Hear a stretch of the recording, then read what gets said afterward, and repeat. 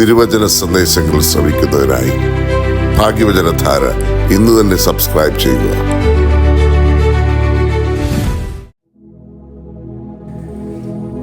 ദൈവതിരുനാമത്തിന് മഹത്വമുണ്ടായിരിക്കട്ടെ. ഭാഗ്യവചനധാര ശ്രവിക്കുന്ന എല്ലാവർക്കും കർത്താവായ യേശുക്രിസ്തുവിന്റെ ധന്യനാമത്തിൽ സ്നേഹവന്ദനം. 123 സങ്കീർത്തനം 2 വാക്യത്തിൽ ഇപ്രകാരം രേഖപ്പെടുത്തിയിരിക്കുന്നു: ദാസന്മാരുടെ കണ്ണ് യജമാനന്റെ കൈയിലേക്കും ദാസിയുടെ കണ്ണ് യജമാനത്തിയുടെ കൈയിലേക്കും എന്ന പോലെ ഞങ്ങളുടെ കണ്ണ് ഞങ്ങളുടെ ദൈവമായ യഹോവയെങ്കിലേക്ക് ദൈവം ഞങ്ങളോട് കൃപ ചെയ്യുവോളം നോക്കിക്കൊണ്ടിരിക്കും.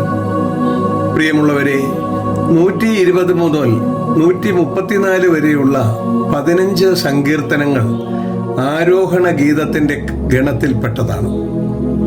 120 സങ്കീർത്തനത്തിൽ കഷ്ടത നിറഞ്ഞ ചുറ്റുപാടിനെ കുറിച്ച് ദൈവസന്നിധിയിലേക്ക് നോക്കി കരഞ്ഞ് അനുഗ്രഹം പ്രാപിച്ച വിശ്വാസ സമൂഹത്തെയാണ് കാണുന്നത്. 121 അവരുടെ കണ്ണുകൾ പർവ്വതത്തിലേക്ക് ഉയരുകയാണ്. സുരക്ഷിതത്വത്തിന്റെ നിർണയത്തിൽ വിശ്രമിക്കുന്നതിനും ഉറങ്ങാതെയും ഉറക്കം തൂങ്ങാതെയും കാത്തു സംരക്ഷിക്കുന്ന പരിപാലകനെ കണ്ട് അവിടെ നിന്ന് 122 സങ്കീർത്തനത്തിലൂടെ ദൈവമന്ദിരത്തിൽ ചെന്ന് സന്തോഷിക്കുന്ന നിലയിലേക്ക് വീണ്ടും വിശ്വാസികൾ ഉയരുന്നു. 123 സങ്കീർത്തനത്തിൽ എത്തുമ്പോൾ വിശ്വാസികൾ ദൈവത്തിലേക്ക് തന്നെ നോക്കുകയാണ്. വിശ്വാസികളുടെ ദൈവസന്നിധിയിലേക്കുള്ള നോട്ടത്തിന്റെ സങ്കീർത്തനം എന്ന് ഈ സങ്കീർത്തനത്തെ വിശേഷിപ്പിക്കാം. വിശ്വാസികളായ കഷ്ടതകളും പ്രയാസങ്ങളും ബുദ്ധിമുട്ടുകളും അനുഭവിക്കുന്ന ജനം പർവ്വതത്തിലേക്കല്ല, പർവ്വതത്തെ സൃഷ്ടിച്ച യഹോവയായ ദൈവത്തെങ്കിലേക്ക് തന്നെയാണ് അവരുടെ കണ്ണുകൾ ഉയർത്തിയിരിക്കുന്നത്. ദൈവസന്നിധിയിൽ അവർ ദാസന്മാർ എന്ന് സ്വയം സമ്മതിച്ചുകൊണ്ടാണ് പ്രാർത്ഥിക്കുന്നത്.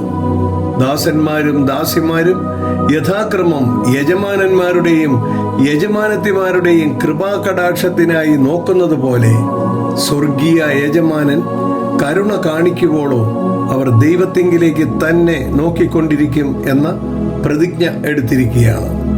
പ്രിയമുള്ളവരെ, യഹോവയായ ദൈവത്തിന്റെ സന്നിധിയിലേക്ക് നോക്കിയാൽ, കണ്ണുകൾ ഉയർത്തിയാൽ എന്തെല്ലാം അനുഗ്രഹങ്ങളാണ് ലഭിക്കുന്നത് എന്ന് ബൈബിളിൽ വളരെയേറെ സ്ഥലങ്ങളിൽ പറയുന്നുണ്ട്. 4 കാര്യങ്ങളാണ് ഇപ്പോൾ നാം ചിന്തിക്കുവാൻ ആഗ്രഹിക്കുന്നത്. ഒന്നാമത്, നമുക്ക് 123 സങ്കീർത്തനത്തിന്റെ 2 വാക്യത്തിൽ കൃപ ലഭിക്കും എന്ന് മനസ്സിലായി. രണ്ടാമതായി, മഹത്വം ലഭിക്കുന്നതിനായി വിശുദ്ധ യോഹന്നാന്റെ സുവിശേഷം 17:1 യേശുക്രിസ്തു സ്വർഗത്തിലേക്ക് നോക്കി പ്രാർത്ഥിക്കുന്നു എന്ന് രേഖപ്പെടുത്തിയിരിക്കുന്നു. യോഹന്നാന്റെ സുവിശേഷം 17:1 ഇത് സംസാരിച്ചിട്ട് യേശു സ്വർഗത്തിലേക്ക് നോക്കി പറഞ്ഞതെന്തെന്നാൽ, പിതാവേ, നാഴിക വന്നിരിക്കുന്നു, നിന്റെ പുത്രൻ നിന്നെ മഹത്വപ്പെടുത്തേണ്ടതിന് പുത്രനെ മഹത്വപ്പെടുത്തണമേ എന്ന് സ്വർഗത്തിലേക്ക് നോക്കി പ്രാർത്ഥിക്കുന്ന യേശുവിനെയാണ് നാം കണ്ടത്. മൂന്നാമതായി, പ്രതികൂല സാഹചര്യങ്ങളിൽ ശക്തി ലഭിക്കുന്നു.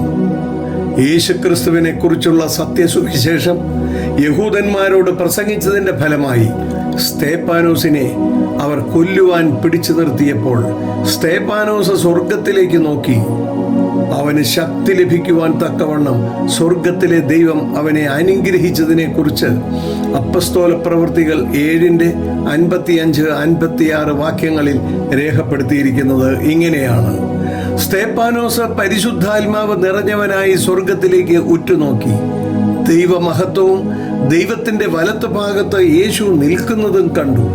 ഇതാ, സ്വർഗം തുറന്നിരിക്കുന്നതും മനുഷ്യപുത്രൻ ദൈവത്തിന്റെ വലത്ത് ഭാഗത്ത് നിൽക്കുന്നതും ഞാൻ കാണുന്നു എന്ന് പറഞ്ഞു. പ്രിയമുള്ളവരെ, മരണത്തെ മുന്നിൽ കണ്ടുകൊണ്ട് സന്തോഷത്തോടെ സ്വർഗത്തിലേക്ക് നോക്കുവാനും സ്വർഗത്തിൽ കണ്ട കാര്യം ധീരതയോടെ വിളിച്ചു പറയുവാനുമുള്ള ശക്തി ലഭിക്കുന്നു.